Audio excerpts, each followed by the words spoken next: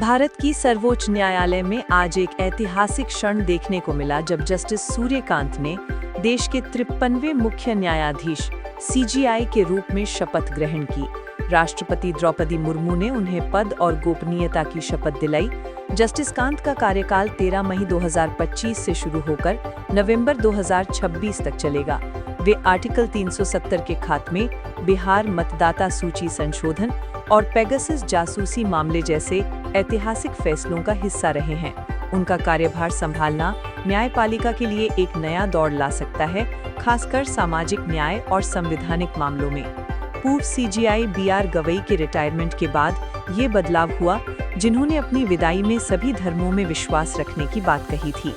ये नियुक्ति भारत की न्याय व्यवस्था को मजबूत करने की दिशा में एक महत्वपूर्ण कदम है, जो लाखों मामलों के निपटारे में तेजी ला सकती है।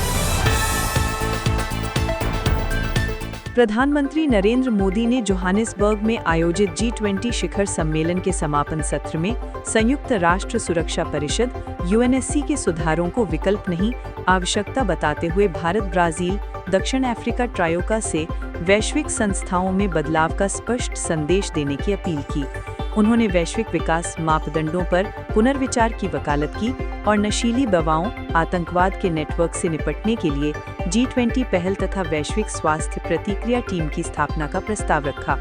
दक्षिण अफ्रीका की G20 अध्यक्षता के अंत में ये बयान विकासशील देशों की आवाज को मजबूत करता है। पीएम मोदी का ये दौरा 21 से 23 नवंबर तक चला, जहां उन्होंने जलवायु परिवर्तन और आर्थिक असमानता पर भी जोर दिया। ये भारत की वैश्विक कूटनीति को नई ऊंचाई दे सकता है। गुरु तेग बहादुर शहीदी दिवस के अवसर पर कई राज्यों में छुट्टियों को लेकर उलझन बनी हुई है। उत्तर प्रदेश ने आधिकारिक आदेश जारी कर 25 नवंबर को छुट्टी घोषित की है, जबकि पंजाब में 24 नवंबर को ही इसे मान्यता दी गई है। चंडीगढ़ के प्रशासक को अपील की गई है कि 350वें शहीदी दिवस पर 2 दिवसीय अवकाश हो। ये भ्रम सरकारी कैलेंडर में संशोधनों के कारण है, जिससे स्कूल, दफ्तर और छात्रों में असमंजस है। गुरु तेग बहादुर सिख धर्म के 9वें गुरु थे, जिनकी शहादत धार्मिक स्वतंत्रता की प्रतीक है। इस दिवस पर देश भर में प्रार्थनाएं और स्मृति सभाएं आयोजित हो रही हैं, जो सांस्कृतिक एकता को मजबूत करती हैं। Indo Tibetan border police ITBP ने 3488 किलोमीटर लंबी भारत-चीन वास्तविक नियंत्रण रेखा LAC पर 10 अखिल महिला बॉर्डर आउटपोस्ट स्थापित करने की घोषणा की। ITBP महानिदेशक ने बताया कि ये पोस्ट हिमालय की कठोर परिस्थितियों में महिलाओं की साहसिक भूमिका को बढ़ावा देंगे। ये कदम सीमा सुरक्षा को मजबूत करने के साथ साथ लैंगिक समानता को प्रोत्साहित करता है। LAC पर तनाव के बीच ये पहल सामरिक महत्व की है, जो उच्च ऊंचाई वाले क्षेत्रों में निगरानी बढ़ाएगी। महिलाओं की भागीदारी से स्थानीय समुदायों के साथ संबंध भी सुधरेंगे।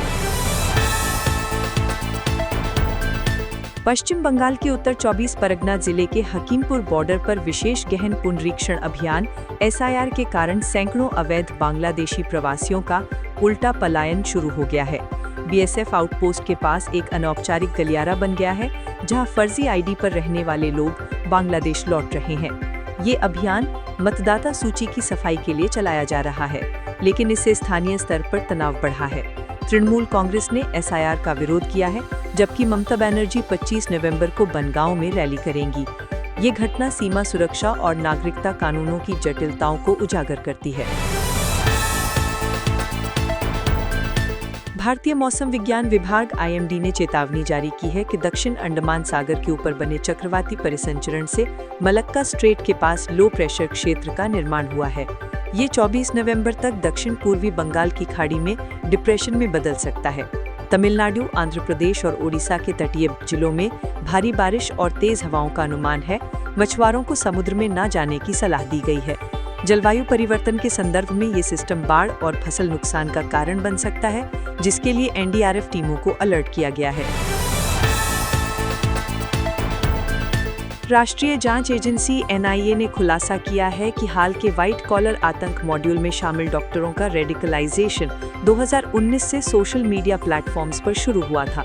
10 नवंबर को रेड फोर्ट क्षेत्र में हुए ब्लास्ट के बाद ये खुलासा हुआ, जिसमें दिल्ली NCR के डॉक्टर शामिल थे। एजेंसी ने कहा कि ये मॉड्यूल ऑनलाइन प्रोपेगेंडा से प्रेरित था, जो युवा पेशेवरों को लक्षित करता था। इससे आतंकवाद की नई रणनीति सामने आई है, जहां शिक्षित वर्ग को निशाना बनाया जा रहा है। जांच जारी है और इससे राष्ट्रीय सुरक्षा पर बहस तेज हो गई है।